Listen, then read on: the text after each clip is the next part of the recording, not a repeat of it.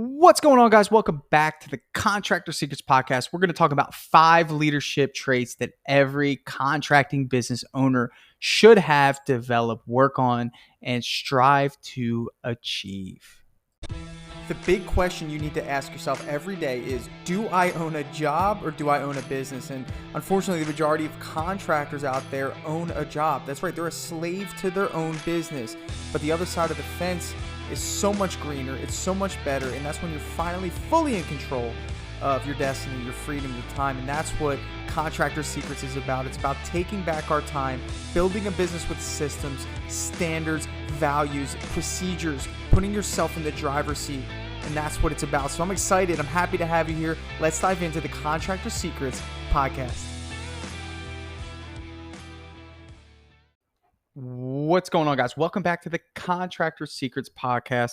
Today, I want to talk to my business owners out there about some intangibles that you need to develop for yourself in order to be a powerful leader in your business, in your community, your city, and whatever heights you want to achieve. These foundational intangibles of leadership are going to get you there. Okay, so I have 5 that I want to share with you. These 5 are important to me. I focus on them, and these are just leadership qualities that any business owner should have. Obviously, we focus heavily on contractor business owners, but you can transition these leadership qualities to any business. So let's start with number 1, anticipation. Now, anticipation is a leadership quality that you need to develop, whether it's anticipating a fire happening. And by fire, I say that metaphorically, as in something could potentially go wrong with the job. Anticipation of an employee being disgruntled because you're putting too much of a workload on that individual. Anticipation on your scheduling, right? Anticipating the future. Wayne Gretzky, great hockey player, one of his most famous quotes, I don't have it in front of me, but what it really came down to, he said the difference between him and any other hockey player was that instead of focusing on where the puck was, he focused on where the puck was going to be.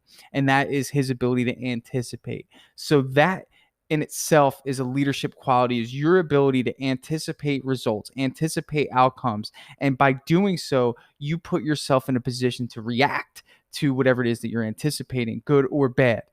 Give you an example real quick. This is an easy one, but I had 8 guys on a job, 9, on a job this week. We had to battle rain all week.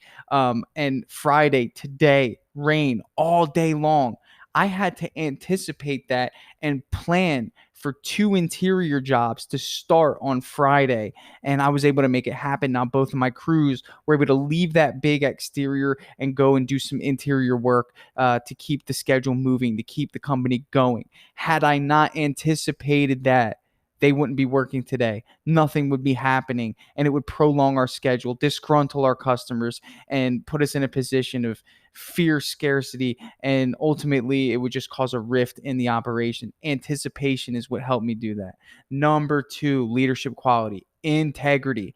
Integrity should be your motto as a business owner, okay? Because here's the reality of the situation. You have one of 2 ways to own a business. You can be integral in every aspect of your business, okay? Or you could cut corners. You could take things that don't belong to you. You could try to get away with things, and you know what? It might work for a while. You could say, and it could be subtle. It could be just as much as, skimping out on paying a few hours to your guys, or cutting costs in an area that, doesn't really need to be cut. It could be, not paying for quality material. When you promise quality material, you say, you know what, I'm actually going to go with this lower grade material. They won't know the difference. That in itself is a habit that you're building in your business, and you don't even know it, but ultimately your employees are going to adopt that same mentality, and that's going to be a perpetual problem, right? So if you're doing something that's not integral and they catch wind of it, guess what? You by default give them permission to do the same thing. So as a business owner, a leadership quality is integrity. You have to be integral in all that you do because you lead by example. That saying didn't just fall out of the sky, right? leading by example is what you should be doing. Whatever example you're setting is what you're going to get. So if you're leading by example with operating in a way that doesn't reflect integrity, that doesn't reflect honesty and all those positive attributes of a leader, then guess what? Your employees, your workers are going to follow suit. But if you're integral that in all that you do, and you always try to strive to do the right thing, guess what? Your employees will know no other standard. They're going to operate with integrity as well.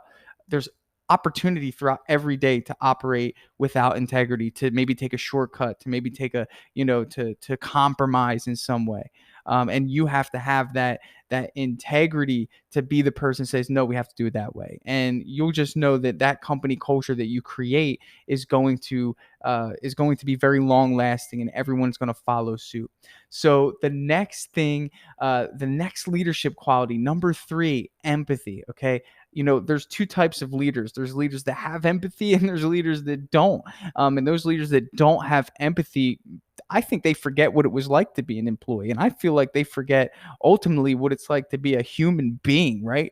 I mean, we can't just expect individuals to just not have problems happen in their life. Like, that would just be crazy, because everyone has stuff that goes on. Everyone has family issues. Everyone has responsibilities. Everyone has things that they need to take care of. And let me ask you, what would you prefer? Would you prefer an individual who takes pride in taking care of family responsibilities? Hey man, my wife's having a really hard time at home with the baby. I have to go. Or do you want somebody that doesn't care about that? Yeah, she'll figure it out. Or what do you want? Like, I want individuals that take pride in their family, that take pride in their responsibilities. And if I have to be the guy that has to take the L there, in terms of them leaving, whatever, guess what it's going to do? Number one, it's going to build loyalty with my team.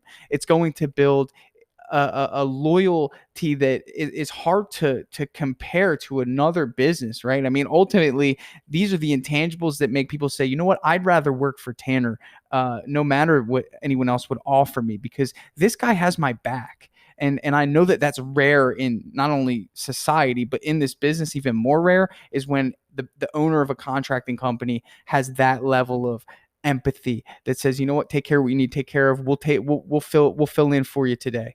And don't get me wrong, right? There's a certain threshold that shouldn't be crossed. You have to have a certain level of awareness to know that, hey, you're crossing the boundary of taking my empathetic kindness, and you're taking advantage of it. And that's when you need to make a decision to let that individual go. But the right individuals will see that, and they will say, you know what, I'm thankful, gratitude, and they will buy in even more to your business. But that's a skill that you need to have, is empathy, right? You need to put yourself in the position of somebody else. I'm working for a company. I have a young baby at home. I have a new wife, and she's struggling at home. I might have to leave an hour early one day, and I don't want to give this. I would hate to give this individual a hard time, right? Like, you got to put yourself in the position of the individual working for you, and that is empathy. Essentially, it's just being able to do that. So empathy is a leadership quality, and some people say, well, that's weakness, Tanner. And I would say to somebody like that, I think it's weak to not have empathy. I think that lack of empathy is insecurity. I think that if you don't have empathy toward other individual situations, you're afraid that they will see you in a weaker light. But empathetic leaders have confidence about themselves that say, you know what, we got your back. This isn't weakness. This is me showing you that I care, but I expect that same care in return. That's a leader's quality, empathy. So number 4, discernment. Okay. Discernment. We can start off by going back to empathy and having discernment of whether or not you're being taken advantage of with somebody that sees that you have, given them empathy over time and have tried to take advantage of you. So having discernment is really just next level decision making, right? Being able to make decisions is very general, but being able to have discernment is a leader's quality. It's being able to make a decision based off of a feeling inside, right? Those of you who are connected spiritually, that have a stronger faith, than the average individual, know what I'm talking about. Like discernment is going with your gut, right? It's being able to hear that voice inside that says something isn't right here. Whether and in most cases it has to do with employees or individuals, or it has to do with people that you bring onto your business that maybe you don't have a good feeling about. But that discernment is built over and over and over. It's a mix between your experience, and it's a mix between that feeling inside that says, you know what, I don't have a good feeling about this individual. Could it also be for jobs that we take? Could it also be for the ability to say no? So I give the example all the time how early on in my business I took tile jobs, and it was just because I wanted the money, right? I wanted to say yes to everybody. I was money hungry. And then as I grew wiser in my processes in my business, I had to have discernment more often of whether or not to take certain jobs, whether or not to do certain things, right? Having discernment could even be making that decision based off of the type of strain it will cause your guys to take on something that's bigger than what you should be taking on. That's discernment, saying, you know what, I don't have a good feeling about this. I need to let it go. I'll wait for the next opportunity. So discernment is one of those things that ultimately leaders have, and they see it in a way that kind of like guides them. It's like a guiding, I would say it looks like a lighthouse, right? Discernment is like, all right, bring me back to center so I can make a solid decision of what's best for future outcomes. You see how these things kind of tie together? Discernment, anticipating an outcome, having integrity about the way you do things, and empathy. All these things are connected, right? So these are leadership traits that kind of really all work together. And number 5, by far most important leadership quality, if any good solid leader, is self-control. Now, there's so many aspects of self-control, and I think that the big one for business owners is money. What are you doing with the money? You have got to develop a level of self-control, and I think that we know that money problems cause rifts in relationships. They cause divorces. What do you think a majority of employees in our industry, why do you think they have so much resentment toward their boss or whatever? It's because money problems mostly. So ultimately having self-control with money is ultimately going to free you, right? So the big transition that I try to give people, advice on making is transitioning from an employee to a business owner, right? So, when you were an employee, I don't know what your spending habits were like. I don't know what your saving habits were like, but law of averages would say that when you were an employee, you spent first, or you saved what you had, and then you spent first, saved what you had left over, and majority of what you were spending was on bills, right? So at that point in time, like, you're already depleted, and then most of the time, you would just save whatever's left over. Like, so with as a business owner, we need to invest first, right? So the first thing we need to do whenever we get money is reinvest it back into the business. We need to inject money in there. Number 2, then we spend on our bills and all those other things. And number 3, then we save what's left, and that could be used to be reinvested, right? That's a system. That's a business owner's mentality. And if you've never done that, how do you develop it? Well, first thing that I could tell you is stop spending money on stupid things. Okay. I mean, yes, it's exciting to get the big check, but ultimately you're in business to free yourself. Money will allow you to do that. You can hire more people, you can pay them more, you have a little more flexibility with your marketing. You have, and you're building a muscle, right? So the advice I would give you is, like, you need to be comfortable with having money and not spending it. This is a big issue for a lot of people, right? So even $5,000 to $10,000, if you have $5,000 in your bank account, I don't know if that's a lot for you. I don't know if that's a little for you, but it could be a lot. So let's start with anyone that feels like $5,000, having $5,000 saved would be an accomplishment, right? If I gave you $5,000 now, you might think, okay, cool, I'm going to go put down a down payment here. I'm going to go buy a sprayer. I'm going to do this and that. Like you have already these preconceived plans for money when you get it. So when you get it, like, you act on those plans. You need to change your plans. I think you say, you know what? I don't need that. I don't need that. I don't need that. Let me get 10 grand in the bank. I mean, if you own a contracting business and you do not have 10,000 just saved for anything that pops up, you are in the red zone. my friend. You are at a place where your business could be wiped out if you don't get a payment, if you don't get this, if right now I have $37,000 owed to me from jobs that I can't finish because of rain, right? Well, what would happen if I didn't have enough payroll in my account for 3 to 4 weeks? Okay. What would happen? Really? What do I tell my guys? Sorry, guys, I didn't get paid on the jobs. Unfortunately, you guys don't get paid either. No, that is not a business owner. That is somebody who's not good with money. Okay. That's somebody that doesn't have self-control, right? So it's my responsibility to make sure we have an insurance policy sitting in the bank account for when things like this happen. And really, yeah, I could go up to the customers and be like, hey, yeah, it's raining. We did 75% of the work. Do you think I could get a check for 75%? Is that the type of contractor you want to be? Not me. I don't want to be that type of contractor. I actually have customers ask me, Tanner, do you need a check? I don't need a check. Nope. We'll collect the full payment when we're done. I want them to remember the experience. Okay. Wow. They don't even need money. Wow. We hired the right company. Okay. That's professional. Okay.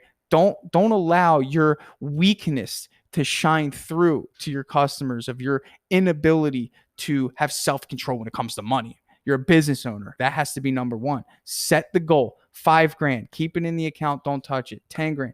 Keep it in the account. Don't touch it, right? Do whatever you can to avoid touching the money. Okay. And you're going to see it grow. Don't invest it. Don't buy Bitcoin. Don't do stupid things with it. This is just about building a muscle of learning how to have money and not spending it, because I had to develop that muscle. I came from a very, very low income family. So I had to go through those channels growing up and working in jobs and having the ability to save money and then not spending it. And it's paid dividends for me in terms of character, and also in terms of the fact that, like, I don't do things just for money. Like, I'm not in a scarcity position. I don't need to take jobs just to make money or to pay my bills. I don't have to, make my employees feel scarce. Everything, they know that no matter what, Tanner's got it. We're on time. They're not stressing out because it's raining. They know they're going to get paid. They know it, and they should get paid. That's not their problem. It's mine. And if you are in a position to protect that, you're really setting yourself up for holes in your business, which we want to avoid. So those are my 5 leadership traits of business owners. We have number 1, anticipation. Number 2, integrity. Number 3, empathy. Number 4, discernment. And number 5, self-control. And in this regard, we are concerned mostly about money. So thank you guys for listening. I hope you got something great out of this. This is the Contractor Secrets Podcast. Do me a favor, share this with a friend, and I look forward to catching you on the next episode. Hey, I just want to take a second to thank you for joining me here on the Contractor Secrets Podcast. I'm just going to take this opportunity to let you know that my passion is coaching people, helping people. I've changed my Instagram name to @ContractorCoach. And I did that because that is my passion. I want to help you. So please reach out to me. If you have an issue going on in your business, send me an email. Find me on Instagram, message me, and let's do a breakthrough session. I want to work through your problems in your business to help you get to that next level. And one thing that I always say is this, the difference between those that get over the humps and the hurdles in business is just a change in perspective. And that's what I plan to offer you. So get with me, message me, allow me to help you take your business to the next level.